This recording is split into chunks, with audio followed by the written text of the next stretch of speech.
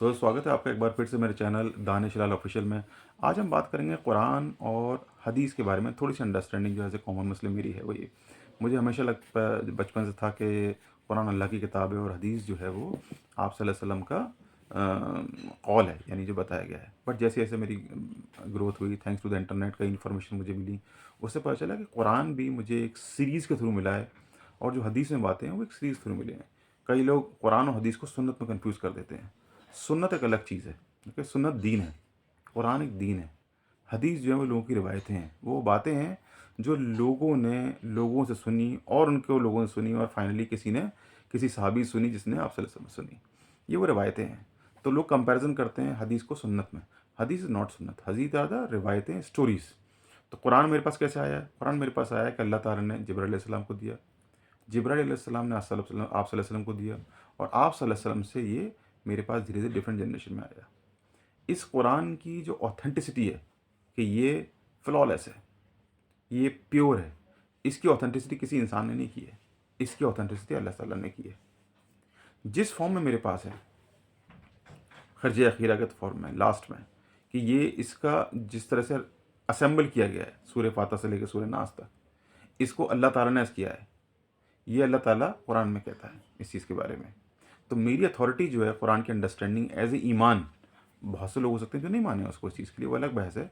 लेकिन मेरे as a मुस्लिम ईमान पहले ये होती है कि अल्लाह ताला की किताब है, क्योंकि इसको ऑथेंटिकेट अल्लाह ताला ने किया है। इसके अलावा दुनिया में जो भी किताब है उनका ऑथेंटिकेशन ना अल्लाह ने किया है, ना अल्लाह के रसूल ने किया है। उसका authentication as a research scholars, different research scholars ने किया है। वो इसीलिए किया है कि जिस तरह कुरान के बहुत सारे वर्जन नहीं हैं, क्योंकि अल्लाह ने ऑथेंटिकेट कर दिया। रिवायतों के बहुत से वर्जन हो सकते हैं। आप सल्लल्लाहु अलैहि वसल्लम से किसी ने बात सुनी, उसने बात कही, और जब मैं कह रहा हूँ उसने सुनी तो इसका मतलब बहुत से लोगों ने सुनी। किसी ने लिख ली, थोड़ी लिख ली, किसी ने आगे कह दी, एंड जनरेशन टू जनरेशन ये स्प्रेड होती रही। अब इसमें अलग तरह की बातें मिल जाती हैं, ये एज ए कॉमन इंसान सभी के लिए होता है। तो जब ये बहुत सारी बातें गलत मिलत होने लगी, उल्टी सीधी होने लगी, लोग अपने फ़ायदे के लिए बताने लगे कि मैंने ऐसा सुना था, ऐसा कहा था, तब ये जो जलील क़ुद्र इंसान है, इमाम मालिक हैं, हनीफ़ा हैं, बुखारी हैं, है ना, ये सब जो मुहद्दिस हुए, इन्होंने इसको ऑथेंटिकेट किया अपनी अकल के हिसाब से कि अगर कोई इंसान बात कह रहा है तो हम ये देखेंगे इसने किससे सुनी है, उसने किससे सुनी है, तो एक चेन ऑफ ऑथेंटिकेशन सुनेंगे। हम ये भी जानने की कोशिश करेंगे कि ये लोग कभी आपस में मिले थे नहीं मिले थे। हम ये भी जानने की कोशिश करेंगे कि ये कहाँ रहते थे। हम ये भी जानने की कोशिश करेंगे इनके जहन के अंदाज़ कैसे थे, यानी याददाश्त कैसी थी। हम ये भी जानने की कोशिश करेंगे थ्रू सोसाइटी कि इनका कल्चर कैसा था, आर दे ऑथेंटिकेटेड, ये चोर तो नहीं थे, ये ईमानदार थे, ये इनकी सोसाइटी में क्या इमेज थी।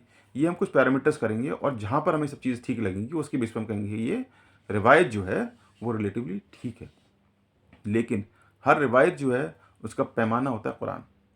तो हर रिवायत जो भी सुनी जाएगी उसको कुरान की रोशनी में समझा जाएगा। यानी कोई बात अगर ऐसी है जो हमें लगती है रिवायत में सही तरह से साबित नहीं हो पा रही है, सही नहीं समझ में आ रही है, वर्सेस कुरान में, जैसे मैंने बताया था पिछली मेरे वीडियोज़ में 4 शादियों के बारे में, किसी चीज़ की जन्नत दोज़ख के बारे में, वो नहीं है, तो हम उस चीज़ को बजाय इसके कि बहस करें कि ये चीज़ ठीक है या नहीं है, हम इसको इस तरह देखेंगे, एक वो रिवायत जो इंसान ने कही है वर्सेस एक बात जो अल्लाह ताला ने की है।